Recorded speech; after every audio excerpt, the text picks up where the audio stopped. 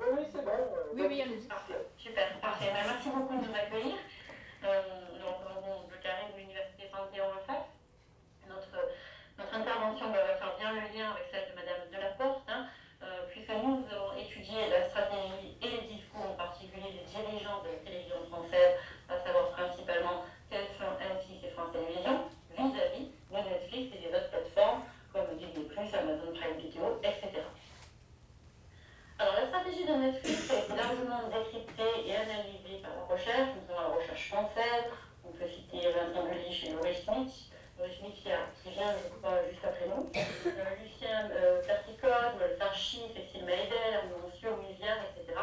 Mais il y a finalement peu d'écrits académiques qui étudient le discours des grands acteurs traditionnels hexagonaux face à Netflix, Disney+, Amazon Prime Video et les autres acteurs de la vidéo à la demande, les géants américains de la vidéo à la demande. C'est pourtant un terrain d'études fécond pour comprendre les représentations que les acteurs français de l'audiovisuel se font de Netflix et surtout les représentations qu'ils cherchent à donner, à diffuser dans l'opinion et auprès des pouvoirs publics. Nous proposons donc de faire une analyse discursive autour de 3 cas concrets: la montée en puissance des plateformes dans le paysage français et en particulier la montée en puissance de Netflix, le plaidoyer pour la fusion TF1-M6 et enfin l'abandon de la fusion.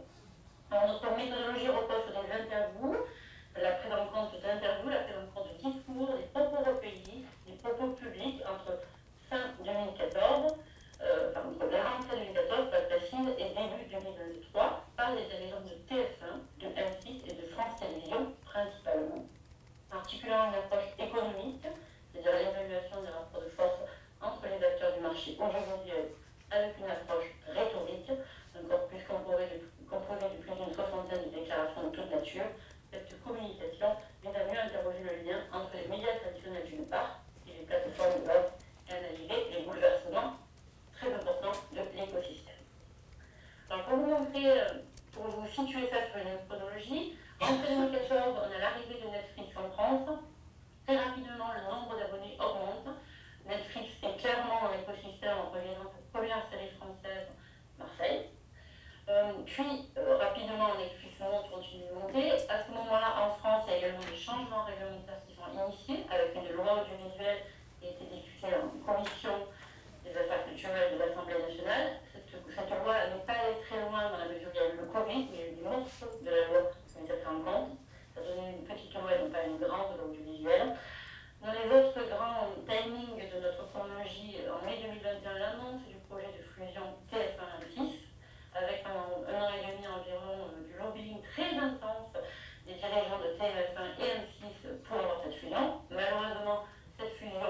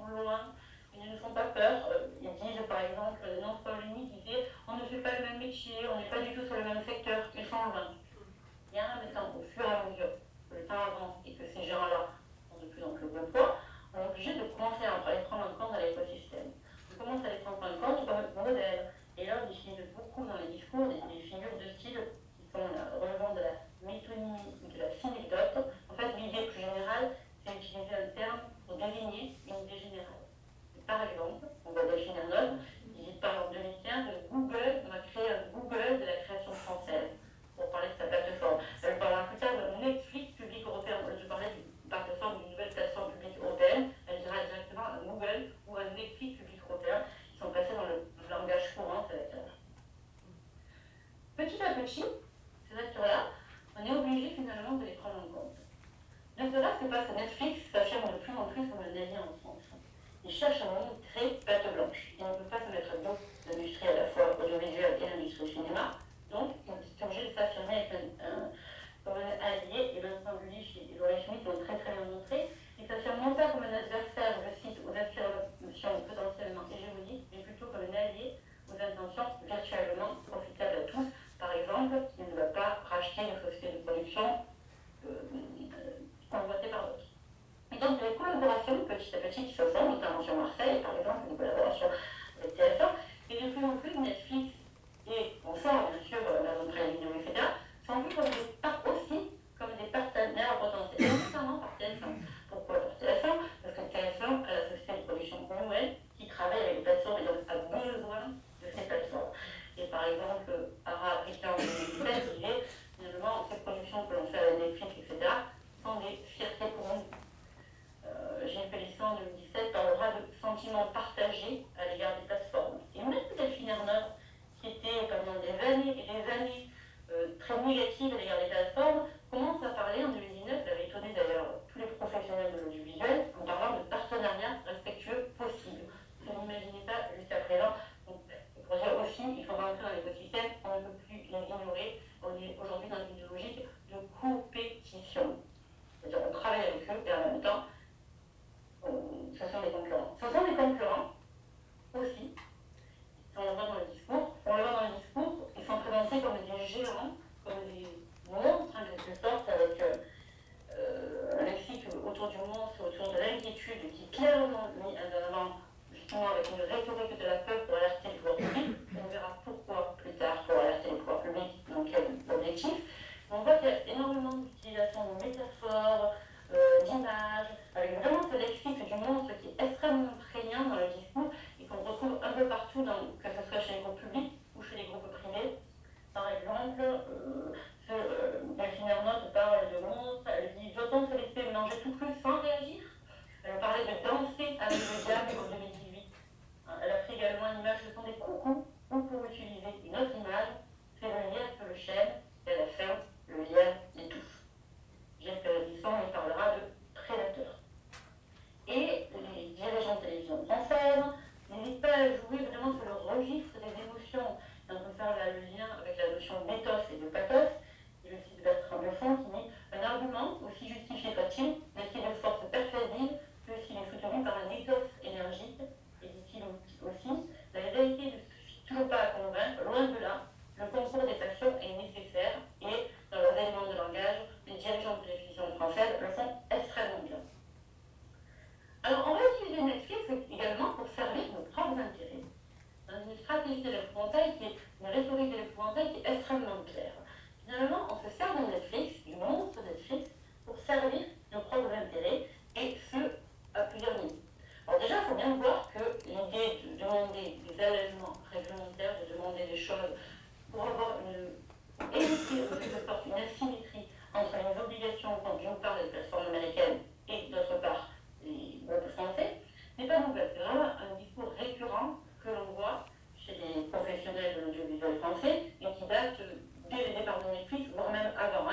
Et Nicolas Taverneau, le patron de site, le président du directeur, est assez fort à ce jeu-là. Très très souvent, la plupart de ses discours publics ou la plupart des interviews, il arrive à placer l'idée que les pauvres français ont beaucoup plus de contraintes que les grands américains qui, eux, n'en ont pas. Il le dit très régulièrement, il parle de contraintes de notre âge, il dit souvent, il dit en 2015, la balle est dans le camp des pouvoirs publics, à l'heure de Netflix et du piratage, mais toute absurdité d'avoir des jours interdits du cinéma, et c'est de ça qu'il était question dans la réglementation. Et surtout, ce qui est nouveau, peut-être, c'est ce qu'on voit à partir de 2016, 2017, 2018 surtout, c'est que les groupes audiovisuels plaident de l'urgence. Alors pourquoi ils plaident de l'urgence à ce moment-là? Parce qu'on est en amont d'une loi audiovisuelle qui va permettre des changements réglementaires concernant la publicité, concernant notamment la publicité adressée, d'accord, segmentée, concernant également tout ce qui est jour interdit du cinéma, etc., à la télévision, concernant également les secteurs interdits de publicité. On espère, à ce moment-là, les dirigeants de société française espèrent que ça va bouger aussi à ce niveau-là, puisqu'il y a plusieurs secteurs en France interdits de publicité, notamment l'interdiction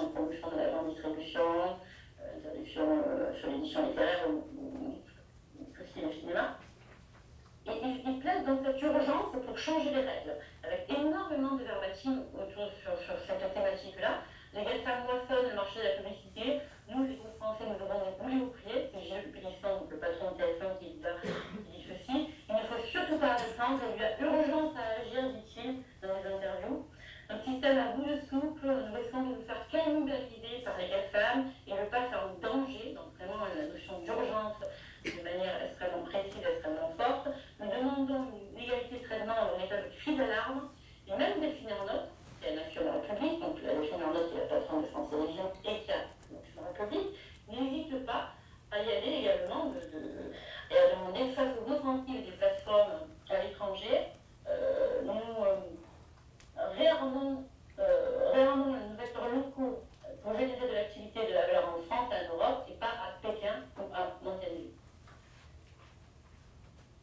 Toujours la rhétorique de l'épouvantail, il faut évoquer, en évoquant Netflix, avec cet argument repoussant de Netflix, cette fois pour servir les intérêts des chaînes françaises, non pas pour demander des allègements réglementaires, mais pour la fusion. Donc comme je le disais tout à l'heure, la fusion a été annoncée en mai 2021, et dès fin 2020 et dès début 2021, on commence à voir dans les dirigeants du discours français cette notion de consolidation qui arrive, cette volonté de consolider, et ça, ils n'hésitent pas à préparer le terrain. Par exemple, énormément de leurs bâtiments aussi à cette période-là, on n'imagine pas, on savait qu'il y avait dans les tuyaux une idée peut-être de consolidation, mais on n'imagine pas à ce moment-là, en tout cas fin 2020, on n'imagine pas que ça allait être une fusion TF1, M6 qui allait être fréquentée. Et déjà, fin 2020, Nicolas Taverneau disait partout dans le monde, il y a un vaste mouvement de consolidation qui est en cours. Ceux qui n'y participeront pas seront marginalisés et se retrouveront en situation de dépendance. Il disait que le problème en France, c'était que les pouvoirs publics avaient la culture du petit et que les acteurs audiovisuels français sont des nains, finalement, que ça fasse géant international. Et cette notion de nain, vous allez voir, on la voit même reprise par les pouvoirs publics. C'est passé dans un élément de langage qui est extrêmement fréquent et extrêmement développé.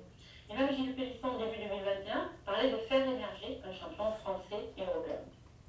La fusion est finalement annoncée en mai 2021, et là, les dirigeants de l'audiovisuel abondent sur des notions de souveraineté, de démocratie en danger. En quelque sorte, la démocratie est en danger, la souveraineté est en danger, il faut fusionner, et c'est un peu, ils présentent ça comme si c'était la seule voie possible, cette fusion, pour garantir la souveraineté française, et n'hésitez pas à y aller fort pour à la fois convaincre le secteur, mais aussi les pouvoirs publics, puisqu'il faut à la fois avoir l'approbation des pouvoirs publics, de la DLC et du secteur dans son ensemble pour ne pas avoir d'entrave.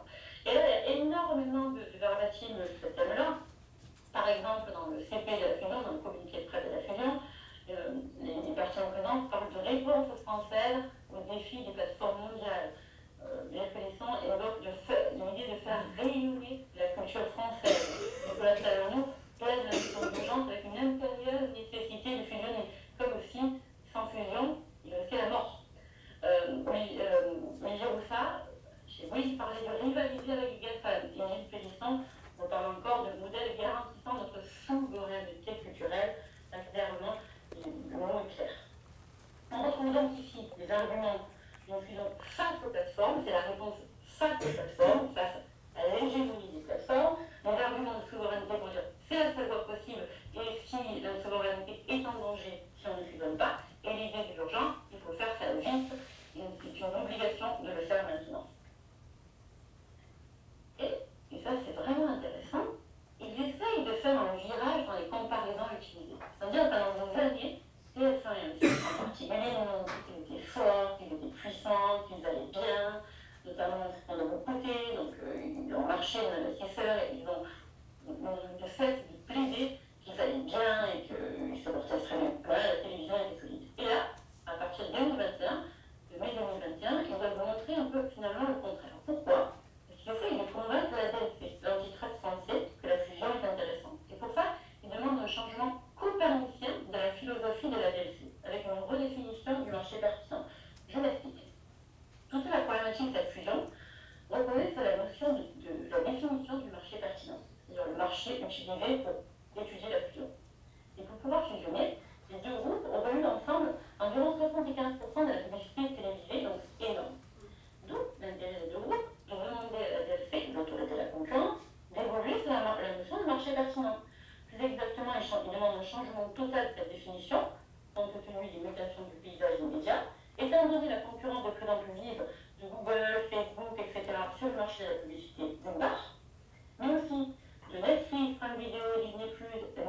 signe du tout, d'ailleurs, sur le marché des contenus de la production. Les deux groupes plaidaient pour le marché de référence utilisé une fois plus la télévision, mais le marché du numérique en général. Et donc, ils n'ont eu de cesse que de montrer qu'ils étaient tout petits sur ce marché incluant le numérique, pour justement dire on n'est pas en position dominante, on est minuscule, et on pèse quasiment rien face à ces géants internationaux. Et c'est vraiment tout leur argumentaire. Et donc, ces groupes-là qui n'ont pas arrêté par le passé de montrer leur puissance, là, il fallait montrer à l'inverse, utiliser des comparaisons pour montrer qu'ils étaient petits.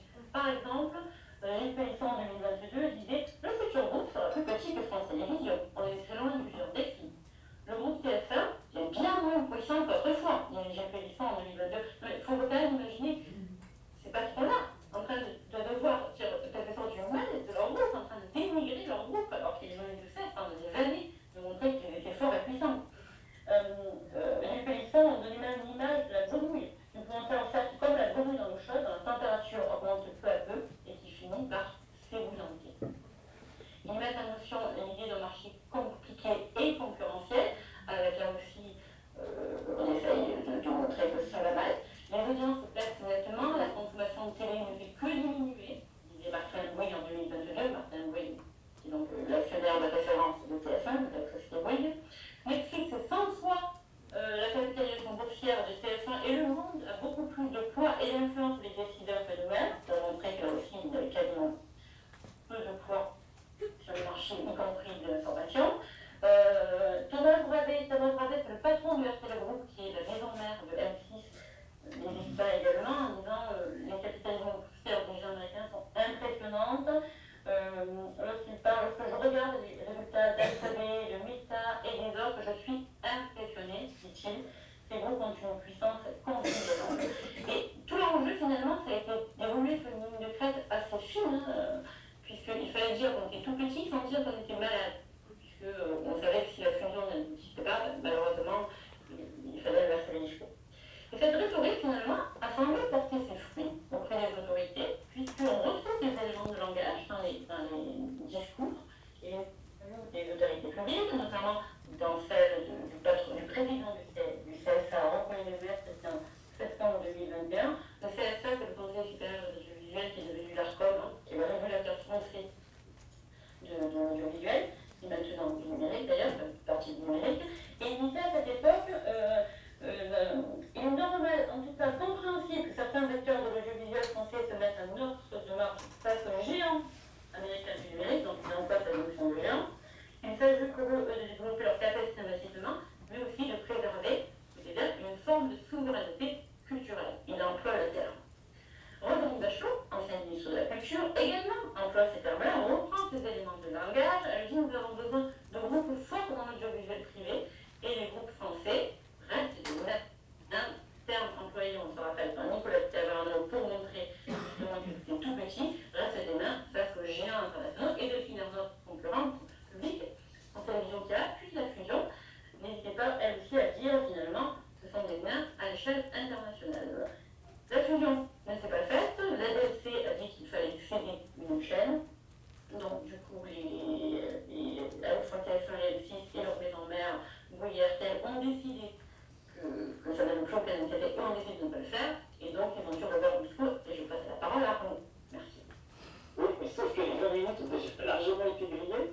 Martha a fait passer il y a 5 minutes à chaque fois, il y avait une direct qui était venue. Alors, je vais le faire en 1 minute, vraiment à l'arrache, je suis désolé. L'idée simplement, c'est après, c'est de regarder effectivement comment on s'en sort. C'est-à-dire comment tel un chat tombe sur ses pattes, parce que à force d'avoir présenté Netflix et les autres plateformes comme des monstres absolus et d'être obligé de se négativer, comment ont-ils rebondi et donc passe à la slide suivante tout de suite. Comment ont-ils, Marina, slide suivante, pardon, voilà. Donc, ils ont joué à fond la culpabilisation politique sur l'argument de la souveraineté. C'était la survie, les puissants les studios sont puissants, ils exercent leur diktat, etc. Et finalement, slide suivante, on fait ça à la hache.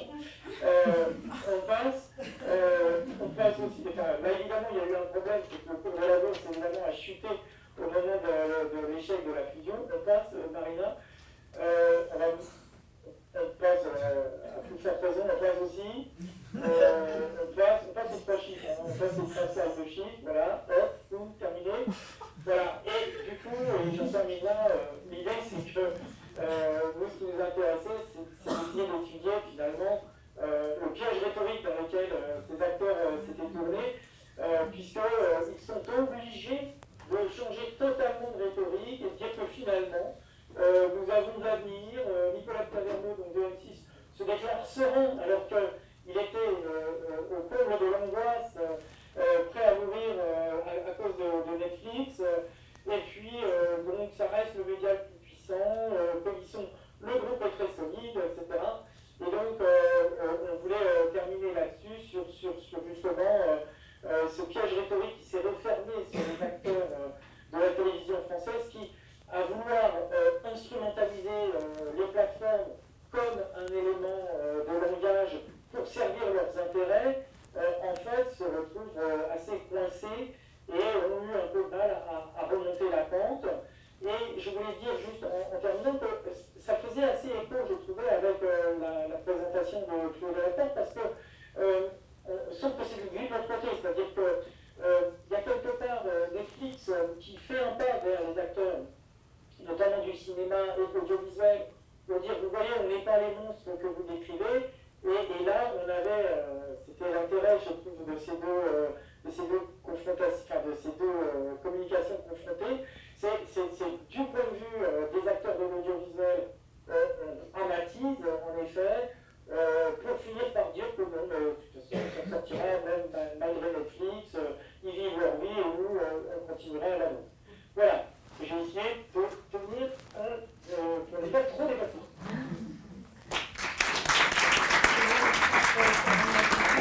Merci beaucoup. La rhétorique de la peur et la culpabilisation politique par la souveraine de pièces, c'est ce qui a expliqué aussi pour inciter à des changements réglementaires et pousser la fusion. Et on a vu de nombreuses similitudes dans le discours de TF1, M6 et France Télévisions. Ça n'est pas de soi, ça nous demande le public et le privé. Et on voit vraiment de nombreuses similitudes, ils utilisent à peu près les mêmes termes, les mêmes éléments de langage, avec peut-être une différence France Télévisions et dans le public que moins de demander d'allègement réglementaire que ses concurrents du privé. En revanche, France Télévisions peut être plus virulent à l'égard des gens du streaming. Merci beaucoup. Désolée de vous couper comme ça. Vraiment désolée, mais merci beaucoup pour votre communication. Donc, Marina Alcaraz et Arnaud Mercier, merci beaucoup. Est-ce qu'on a le temps pour une question peut-être? Est-ce qu'il y a quelqu'un dans la salle ou en ligne? Je reste à l'affût.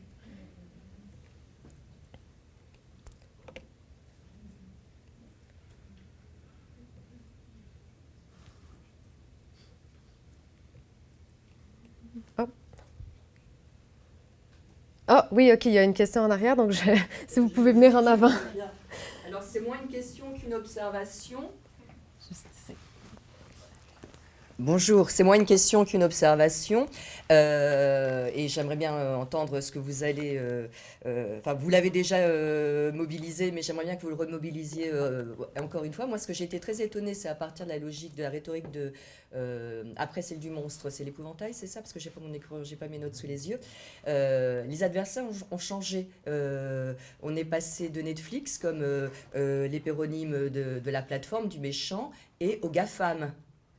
Dans le discours des dirigeants, c'était plus Netflix qui était visé, c'était le monde GAFAM, le monde du numérique, comme vous l'avez bien expliqué. Et donc, je trouve ça, oui, je trouvais ça très intéressant de voir le déplacement effectivement des adversaires, de la figure des adversaires que vous avez repéré dans les discours. Donc, voilà. Qu'est-ce que vous pouvez m'en dire? Marie-France, c'est le GAFAM notamment, parce que le M, oui, c'est pas oui, oui. Netflix. Et à partir du moment où Amazon devient aussi... voilà. Tout ça, effectivement, se mélange. En réalité, l'idée,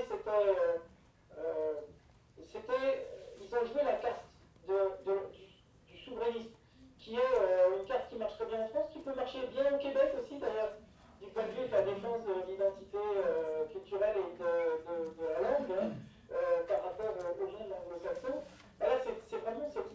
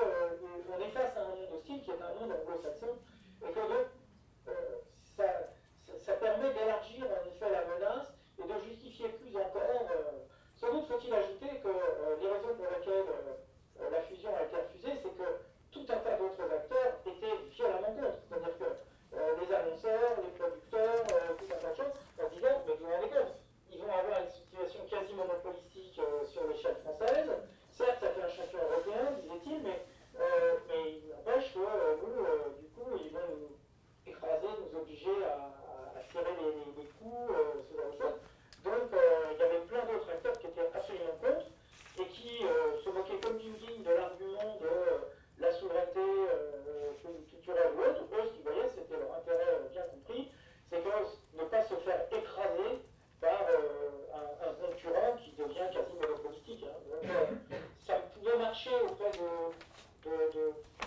d'interlocuteurs politiques, mais en même temps, ça ne marchait pas auprès des autres acteurs de l'audiovisuel.